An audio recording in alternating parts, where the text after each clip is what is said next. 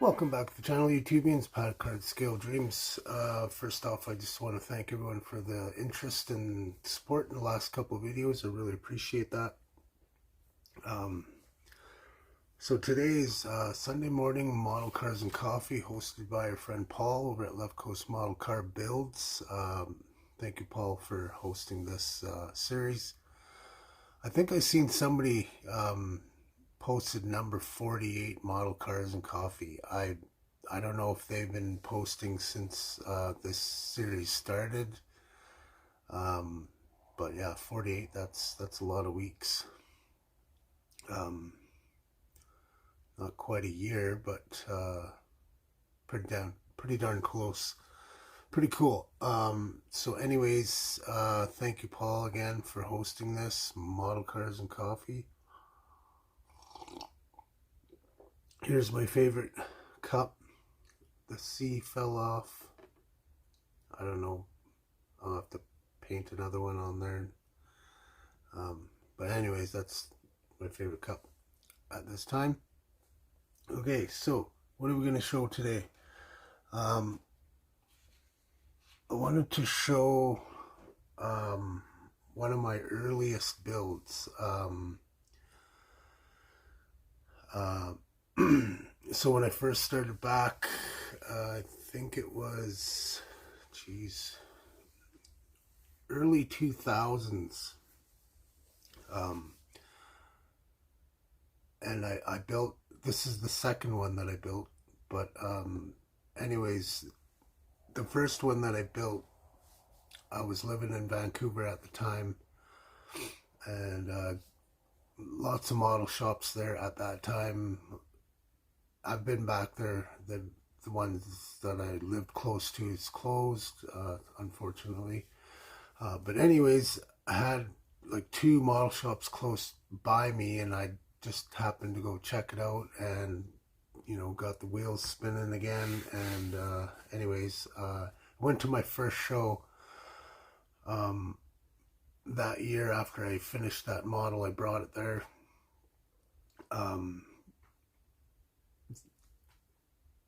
And I was blown away by some of the stuff that I had seen, like in terms of paint jobs and bare metal foil. I bought some bare metal foil right after the show. I was like, gotta try that stuff because it just looked so awesome on the cars that I'd seen there. So I think this one was probably the first kit that I tried BMF on. Absolutely loved BMF when I first discovered it. I'm not a big fan of it now.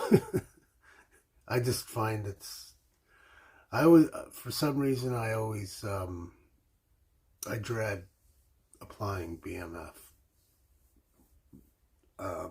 So that's when when these pens came out, I was all over that like a dirty shirt. But anyways, I'll show you this build that I've got here, and yeah, we'll take a look, get you spin around. Okay, so this is the 66 Dodge Coronet. This is actually the Shirley Shahan, or however you say that, sorry, kit. Oh, the little one's running around downstairs now. Shirley Shahan kit that I made the custom Diablo wheels, Pegasus. So another thing I wanted to point out is the paint. Tons of orange peel. So being new, or not new, but back into the hobby as an adult,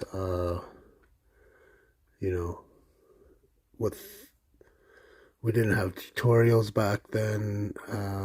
Internet was just websites. It wasn't like, you didn't have Facebook, you didn't have all these groups and whatnot. YouTube wasn't a thing. So yeah, that's almost 25 years ago. Wow. So anyways, what I'm basically trying to say is I was just trying to wing it, spray bombing these things. So I've obviously come a long way since then. So if you're new, and this is what your paint looks like, it's totally fine. I still built my kits even though I was getting lots of, I think I went through 4 or 5 builds that look like this, varying size of orange peel, I guess. As you can see, I got the hood fairly decent, and I was pretty stoked about that. And I knew after that, I was like, I can paint good. So I did get the hood fairly decent, and I knew there was better times ahead. I just needed to figure out what I did there. So I went on really thick there, obviously. I was just doing really light coats, so I wasn't getting any smoothness. So one thing I wanted to point out about this kit too is the way I painted it. So I painted the body all one color. It was actually a bluish color. And then when I painted this red, I painted it with the spray bomb, and I basically went at this angle on both sides. So you can still see I didn't hit it very good right here, and it looks, I like that look, it looks cool, fade job. So yeah, that was done with a rattle can, and both sides look fairly even. This side's a little thicker, and that was with a red, so a red and a blue, and then I topped it all off with a clear yellow. So blue and red, clear yellow over top. That's how it turned out. The bottom, it's all custom colors inside. I did do some detailing underneath.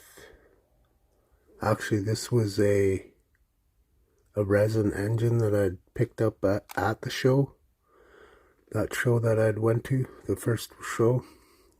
Picked up this resin kit, built that up, and I think I stole, I can't remember, was this a Hemi in this kit? Or a 440, I can't remember. Anyways, I stole that out of there, and put this 440 in it. Missing some wires there. Like I said, this thing's almost 25 years old, so it's holding together pretty good. And I used real tint. You can see it's lifting. I wouldn't recommend using real tint, but it held really good on the sides. But the problem is here, the tint is still glued in and the window is not. So somehow, if you do use this stuff, you gotta somehow make sure it's all glued together and on the edges, because like I said, this window fell back.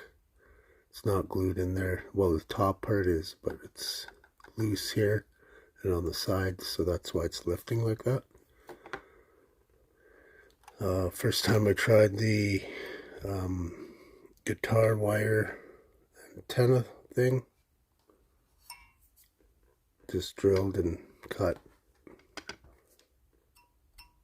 Can still play a tune. Yeah, I think I'm missing, oh no, they're all the headlights are there. I just used the wrong glue there, so it kind of fogged up. Now I know to use the white glue. And yeah, so that's the 66 Coronet. First time I think I used aluminum tubing for exhaust tips. Those look really good. I didn't thin them out like I do now, but you know, as you go on, you get better with things, especially the paint. So don't be discouraged if your paint looks like that right off the hop. I mean, I still built these kits, and I've thought about rebuilding them, but I like to be able to look back at these kits and see how far I've come in terms of progression in the hobby. And so I keep them, and I've got a few of these orange peel paint jobs, and I still like them. And yeah, so thanks for checking out the video. I really appreciate it. Hope everyone had a great weekend, and hope everyone has a good week. Prayers for out there for those who need them. And talk to y'all soon. Pat out, Madeline. Thank you. Thank you very much.